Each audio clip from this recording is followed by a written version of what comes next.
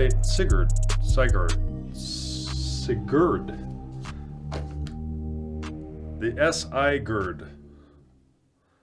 The Sigurd. The Olight Sigurd. How good is it? Let's find out. So Olight has a brand new light. And no, it's not a pistol light. Even though you can attach it to a pistol, I certainly don't recommend it because that puts parts of your digits in front of the muzzle. So the Olight Sigurd is a rifle light. It's an angled foregrip with an integrated light, and it is made out of a combination of aluminum and polymer. Looks and feels pretty solid. So first I had to figure out how the heck to pronounce the name. It's Sigurd, at least according to the pronunciation website. Sigurd. Apparently Sigurd is some sort of Germanic mythology or some history. We're not sure if it's kind of a combination of both. And it is a guy who slayed a dragon. And then later he was killed, potentially even by his brother. We're not sure on who killed him, but he was murdered. So killing a dragon, really cool and tactical. Being murdered, not so cool and tactical. But that's the name for this product. Angled foregrip. So I think what happened is Olight looked at the market, maybe had some customer feedback that said, hey, the market could use a more modern looking angled foregrip rather than the vertical style that's out there. I saw some sort of other potato looking thing that you drop a flashlight in. All that stuff looks pretty cheap and crummy. This looks a lot more modern. You know, it looks like something that a guy might actually fit on a higher end rifle, such as the APC 300 here. And you know what? It actually does fit on there, and it looks, even though this is pretty much all aluminum except for the hand grip, this light does look like something that would sort of fit on the APC 300. A little bit more modern looking, maybe has a little bit better functionality than some of the other stuff out there. You know, I fit this up on the APC. It slides right onto the rail, and it is solid once it's clamped in. Any of the rattling you can hear is only from the stock. So activation is by way of either of these two side buttons. You know, here I could go ahead and grab and activate.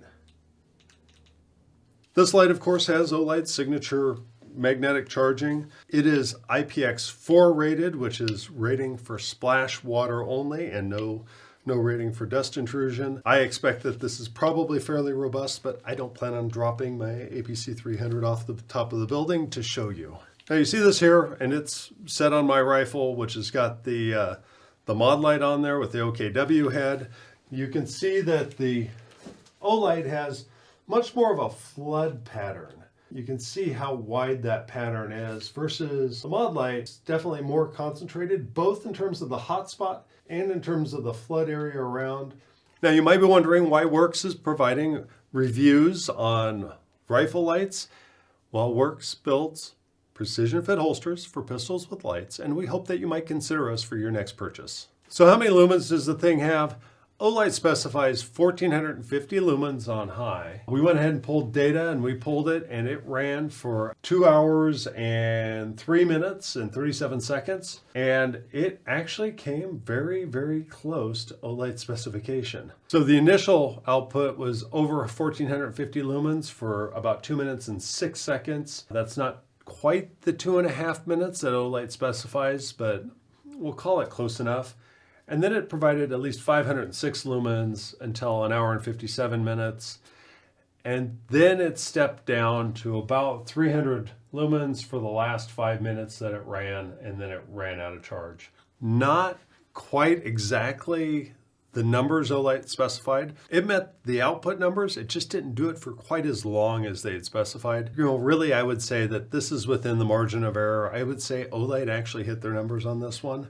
I'd consider this a win. So the candela I'm getting out of this is 15,440 candela, which is over their 14,400 candela rating. And after running it for 30 seconds, it gives me 15,000 even. So I would say Olight really is doing a decent job meeting their specifications for this light. Slightly exceeding on the candela, being really close on lumens. Now I should talk real quick about mounting a light underneath your angled foregrip versus doing something such as on the side and further forward like I have here on this APC 300. Now, with a light like this, you have to mount it somewhere near the end of that rail so that it's still attached to that rail and that it shouldn't be in front of the muzzle. And as you can see, that's actually up tight and close to the suppressor, but it's also underneath. That is a limiting factor if you're running something like a suppressor. I am shocked. I can actually see the dummy's face with my red dot on its thoracic cavity.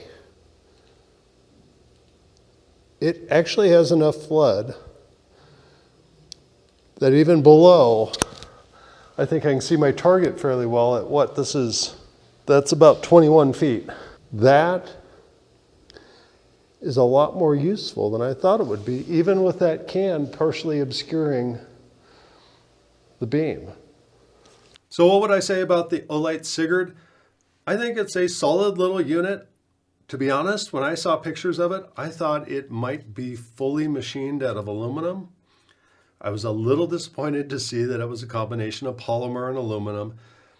That said, it does seem to be a fairly solid light, and it does seem to have good activation, and it provides this flood of light. It's not going to provide you the most candela, but it provides a flood of light, which is great for a lot of home defense situations. So if you're running a PCC, maybe even something that's technically a pistol and has just the stabilizing brace, this may work very well on that type of market.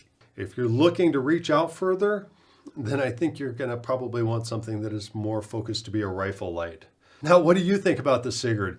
Do you think that this has a place on your rifle? Please leave a comment down below.